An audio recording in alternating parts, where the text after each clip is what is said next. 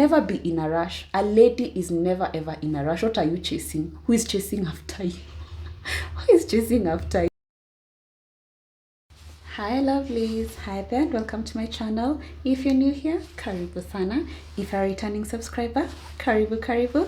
And if you haven't subscribed yet, kindly do. Alright, so today's video I am going out and I was just about to undo my hair and I decided, you know what, let me hop on and we have a little chit chat as I undo my hair. You get to see how I get to achieve my sister locks curls, you know, the what do you call them, the braid outs. All right, so what I wanted to talk about essentially something very simple but not simplistic, I must say that. Image matters. Image is everything. Before somebody even gets to know who you are, before they get to know what your name is, before they get to know what you are about, they first judge you based on appearances. So image is everything because perception is reality. So you must manage how you present yourself to the world, because in essence what you're doing, you are managing how people perceive you. All right, now in diplomacy we talk about 4 things matter: image, identity, reputation, and interests. So have that in mind at the back of your mind as you are on your level up journey, particularly when it comes to your image, because all of them are tied together: your image, your identity, your interests, and your reputation. Today I'll be looking at specifically at the image.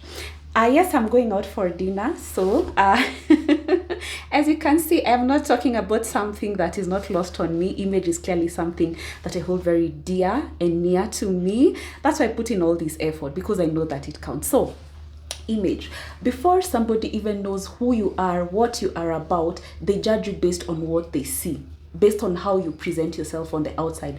And the first thing they look at is obviously how you dress. All right, the items of clothing you've put on, whether they're color coordinating, whether you are modest, and all these other things. And for you to realize just how crucial image is, just look at the animal kingdom. In the animal kingdom, actually, the males are the ones who look nicer and more prettier, or much prettier than the females. Hold on to that. See how juicy that car looks. So anyhow, so in the animal kingdom, the males are the ones that look prettier, or more handsome in this case, than the females. For instance, between a lion and a lioness, the lion is the one that looks pretty. Between a peacock and a peahen, the peacock is the one that looks pretty. And there's a reason behind them looking the way they look. There's a term in psychology we talk about peacocking, from the peacock, from what the peacock does. What does it do? It displays, you know, its back feathers, and that way what it does, it essentially attracts mates to it. And it peacocking and it displaying its feathers rather is just, in a way, it displaying its feathers is its way of actually signaling to the females, to the peahens, that their genes are wonderful, that they are healthy, and that they can mate with them. So a peacocking essentially is its way of attracting a mate. Because remember, in the animal kingdom, they do not talk. Of course, they interact and communicate with one another. But even more importantly, how they communicate, particularly the males, is by displaying their genes through their physicality. When it comes to us in the human kingdom, in the human species, we as the women are the ones who are generally tend to be prettier than the men. Okay, of course, for the men, of course, physicality also is there in terms of, you know, strength, because of protection and all those other things. And so you can clearly see that if image matters in the animal kingdom, how much more for us as human beings? How much more for us as human beings? So we need to take time as women to actually nurture our image. We need to take time to curate our image. And I know sometimes it might look like it's vain, but it's not vain. It actually isn't vain. A woman who takes time to take care of her image, a woman who takes time to make sure that she wears the clothes that fit her figure, clothes that are modest, sensibly modest. I mean, you don't have to wear clothes, maxis and all these other things, but, you know, sensibly modest. A woman who takes time to learn about makeup, if makeup is your thing, and apply the right shade and tone of makeup. Which reminds me, on the makeup thing, I use Maybelline products, and the specific color I'm using right now, of foundation, is number 64. Okay, 64. Yes, 64.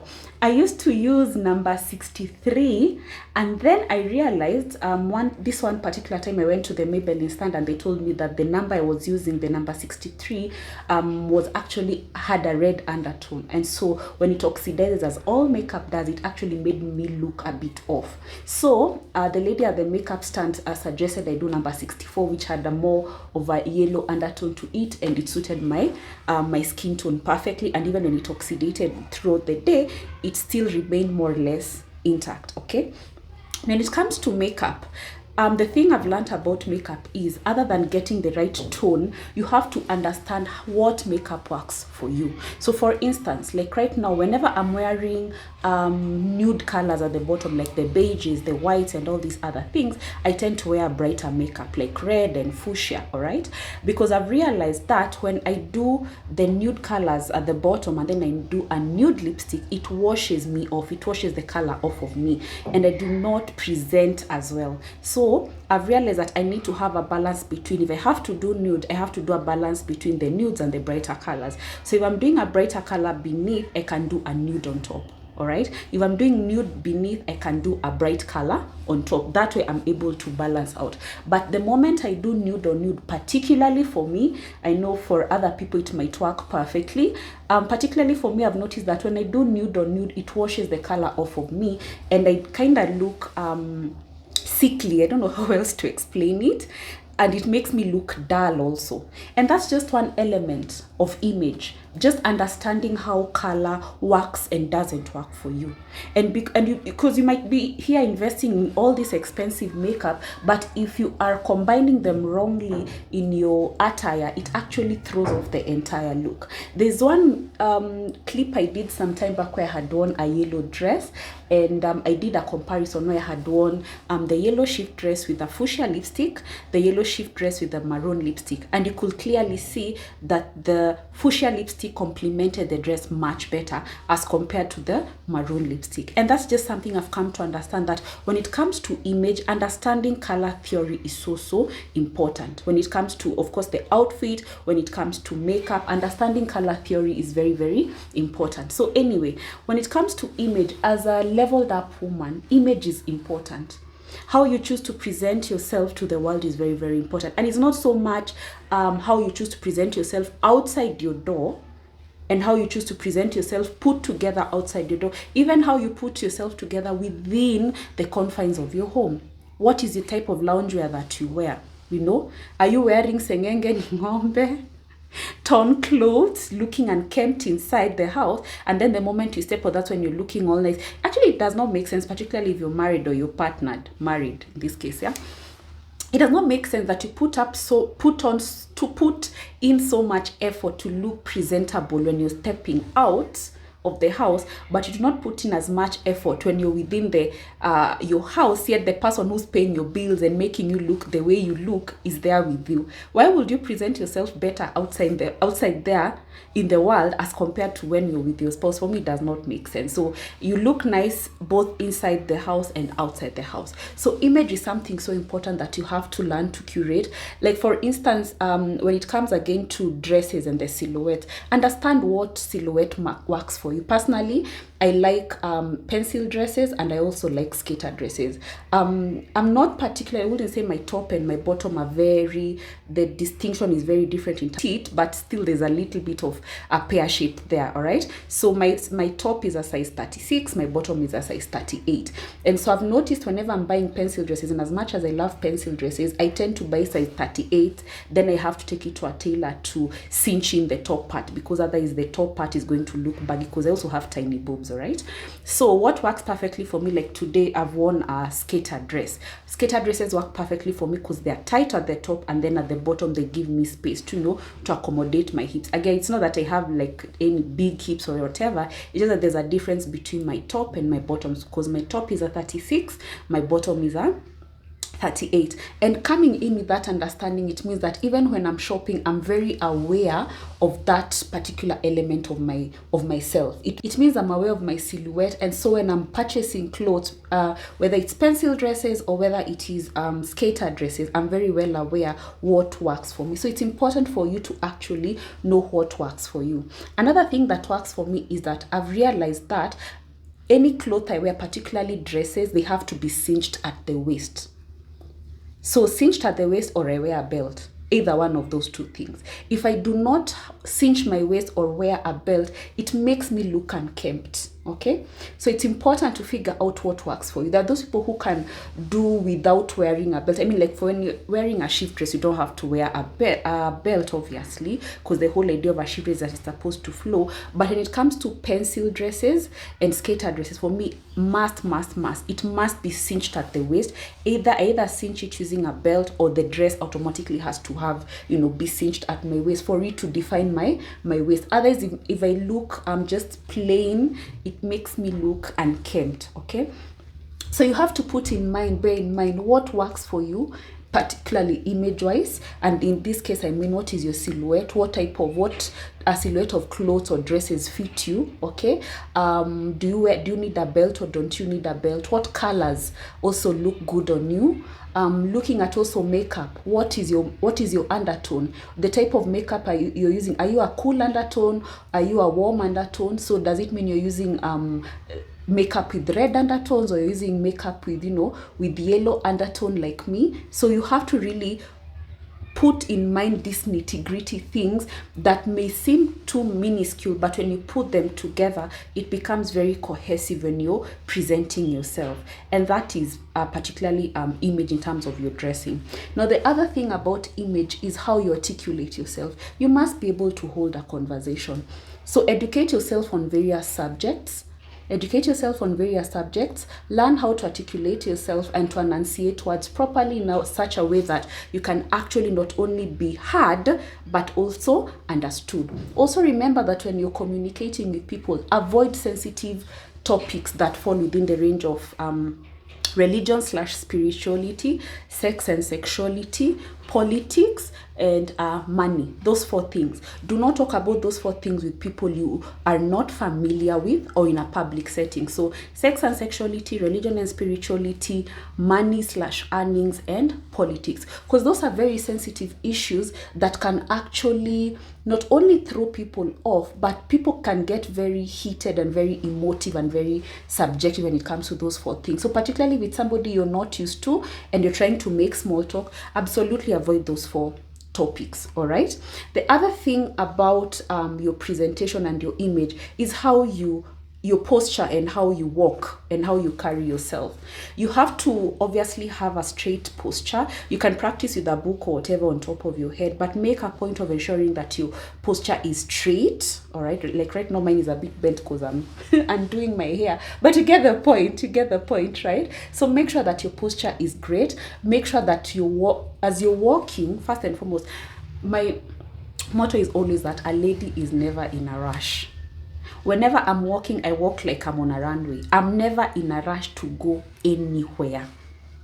I walk like, there's this one time I bumped into a colleague and I was literally just walking the way I walk, and she was like, "Allah, walk like somebody who is chasing money." I was like, I'm not chasing anything. I'm not chasing anything. I'm not in a rush. I will get there because I know I'm a bit of a slow walker. I always plan myself in such a way that wherever I'm going, yeah, of course I'm not dragging my feet, but wherever I'm going, I'm doing it in such a way that I'm taking my time, to get where I'm going. So I take my time. I imagine, for instance, if I'm supposed to be somewhere at a certain time, I know that it will take me whatever. Let's say I'm walking from point A to point B. I know that because I walk slowly, I might have to get out much earlier. All right. So never be in a rush. A lady is never ever in a rush. What are you chasing? Who is chasing after you? Who is chasing after you? So never ever be in a rush to go anywhere. It looks very callous. It looks very callous. Okay. The other thing to put in mind, particularly when you are, which I forgot to mention, it comes to your speech, is your basic etiquette, your please and your thank yous and your excuse me, these basic things that you were taught as kids. Yes, absolutely, your please and your thank you and pardon me and all these other things. Although I must mention that I detest the idea of I beg your pardon. Begging is not in my lingo. I do not use the word. I beg your pardon, I beg to differ. I just be like, I disagree politely, all right? Or I differ on this matter, or this is my thoughts on this, but I will never beg to do anything. Anyway, this is the hair. You can see how how nice it looks. My entire outfit is coming together. I know I have a bit of whatever's on my head, but anyway, let me part my hair. Oh, something else I must mention, particularly when it comes to image, is the halo effect. The halo effect that you can have with your hair. I have noticed, for me specifically, that I look much nicer with curls as compared to straight hair. And the easiest way for me to create a halo effect, and for anybody really, is to have curls. It is something, it just it draws attention to you, it draws attention to your face, and so the curls are the perfect way you can actually create a halo effect on you, and it works perfectly for me. As you can already see, there's a difference. I mean, just look, it's bodylicious.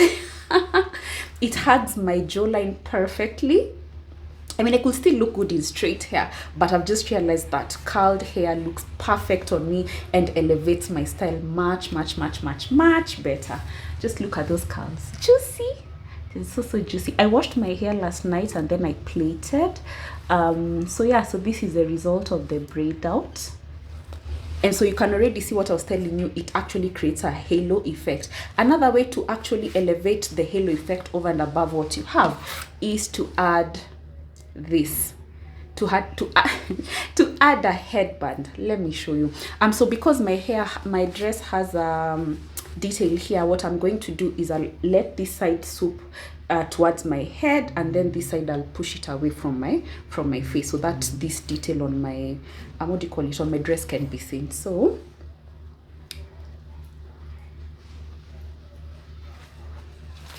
there you go. So that's the halo effect pro max, and my hair has a bit of color, just slightly. A slight color from henna. So when I'm outside, when the light hits my hair, it has a very nice what do you call it, maroon, subtle maroon color going on. So yeah, so that's my hair. Yeah, so that's my outfit. Oh, I have to mention I'm wearing pearl earrings. I got this as a gift. So yeah, so that's what I'm doing. So that now you can still see my curls. So I'm swooping, having like a side, what do you call it, a side swoop, so that now this detail on the dress can be seen. This is the perfume I'm using. I will not even dare pronounce it, so I'll just say Libre. I know the French people are murdering the word, but yeah, Libre. This was also a gift. So my favorite perfume. This was also a gift. Smells heavenly, and it has like a baby perfume that I normally put in my bag for freshening up, touch-ups and what have you. So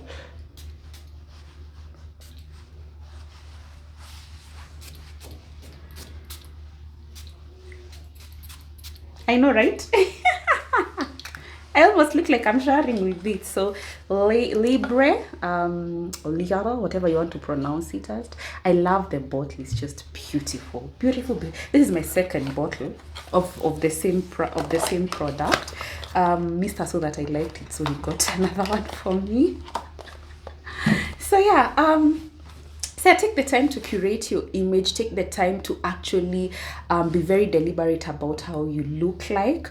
Take the time to actually be deliberate about how you present yourself to the world, because we judge you based on appearances before we even know who you are, what you're about. So you might as well put your best foot forward.